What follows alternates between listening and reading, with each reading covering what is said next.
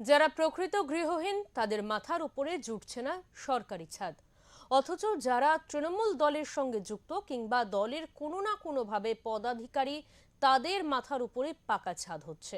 এমনটাই অভিযোগ পুরুলিয়ার বহু গৃহহীন পরিবারের গলায়।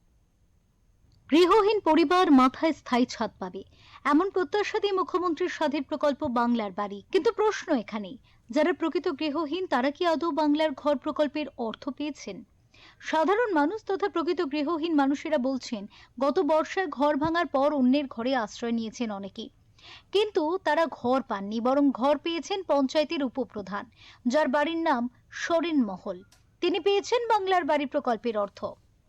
দেখুন, আমরা আগেও বারবার অভিযোগ করেছি। আপনারা জানেন যে এর আগে একটা আমরা হাইকোর্টে কেস করেছিলাম।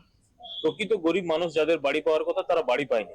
তৃণমূলের নেতারা একাধিকবার বাড়ি পেয়েছে, কারো দোতলা বাড়ি আছে, যেমন দলদলি যে উপপ্রধান আছে অবনী সরেন, তা আপনারা দেখবেন তার পাকা বাড়ি রয়েছে, অথচ আগে তার পরিবারের লোক বাড়ি পেয়েছে, এরপরে ওর নামেই বাড়ি আছে। তো তৃণমূলের নেতারা তারা নিজেদের আখের গুছাতে ব্যস্ত।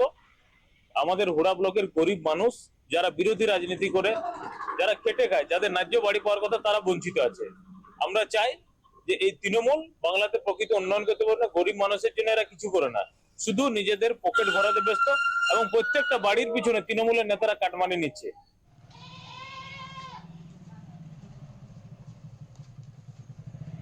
দলদলি গ্রামের একটু ভিতরের দিকে রয়েছে বস্তি।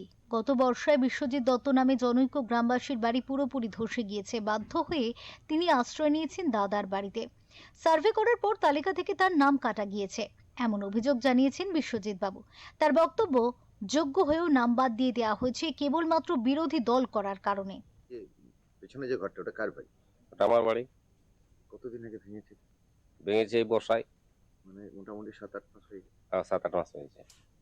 এখন আর নিজের ঘর বলতে কিছু নেই? না, এখন এইটি হচ্ছে দাদার যা আছে ওটা। আবাস যোজনা আবেদন করেছিলেন? আবেদন করা হয়েছিল, সার্ভে হয়েছিল, তারপর আর হয়নি। ওই গ্রামের বিজেপির সমর্থক বীরেন্দ্রনাথ মাহাতোর বক্তব্য, কেবলমাত্র বিজেপি করার জন্য আবাস যোজনা থেকে তার নাম কেটে দেওয়া হয়েছে, অথচ যাদের দরকার ছিল না, এমনকি যাদের পাকা বাড়ি রয়েছে, স্রেফ শাসক দলের ঘনিষ্ঠ হওয়ার কারণে তারা বাংলার বাড়ি প্রকল্পের অর্থ সাহায্য পেয়েছেন। বলেছিলেন যাদের কাঁচা বাড়ি তারা প্রত্যেকে বাড়ি পাবেন, কিন্তু আমি দেখছি যাদের পাকা বাড়ি আছে তারাও পেয়ে গেছে, কিন্তু আমার কাঁচা বাড়ি কিন্তু আমি বাড়ি পাইনি। আমার নামও ছিল লিস্টে, কিন্তু কেটে দিয়েছে। আমি বিজেপি করি বলে এটাই আমার মনে হচ্ছে, কারণ যাদের পাকা বাড়ি তারাও পেয়ে গেছে, আর আমার কাঁচা বাড়ি দুটোই কাঁচা বাড়ি, তবু আমি বাড়ি পাইনি। আবাস যোজনা নিয়ে এবারে দুর্নীতি হয়েছে? হ্যাঁ, অবশ্যই ভুরি ভুরি। যাদের একদম নিম্নমানের তাদের যদি দেখেন অবস্থা, যে একদম পাওয়ার যোগ্য, আমার দুঃখ লাগে, কিন্তু সেই লোকগুলো পাইনি অনেকেই। বাড়ি পেলো কারা? ওই তো যারা টিএমসি করছে, পার্টির সঙ্গে ইয়াতে আছে, হ্যাঁ, তাহলে তারা পেয়ে যাচ্ছে, দুটো পাচ্ছে, তিনটে পাচ্ছে, পেয়েই যাচ্ছে তারা। পাকা বাড়ি থাকলেও পেয়ে যাচ্ছে। হ্যাঁ, আর কাঁচা তো কোনো প্রশ্নই নেই ওদের। তো আবার কেউ বাড়ি আছে, ওটাতে আবার পলস্তরা করছে, করছে, মানে বাড়িও করছে না, কিন্তু তাদের কোনো কিছুই নেই। দলদলি গ্রাম পঞ্চায়েতের প্রধান আলুমনি মাহাতো স্বীকার করেছেন তার নাম বাংলার বাড়ি প্রকল্পের তালিকায় ছিল, কিন্তু তিনি সেই ঘর নেননি। পঞ্চায়েত প্রধান বলেই তিনি তার নাম তালিকা থেকে বাদ দিয়েছেন, অথচ ওই পঞ্চায়েতেরই উপপ্রধান অবনী কুমার সোরেন কিন্তু এই প্রকল্পের অর্থ সাহায্য নিয়েছেন। যদিও তার বক্তব্য, তিনি ওই পদ থেকে পদত্যাগ করেছেন, যদিও প্রধান জানিয়েছেন তার পদত্যাগ পত্র গৃহীত হয়নি। উপপ্রধানের বক্তব্য, তার পাকা বাড়ি থাকলেও সেখানে অনেকে শরিক রয়েছে, তাই তিনি পাবার যোগ্য। হ্যাঁ ছিল। নেননি? না, আমি নেইনি। কেন?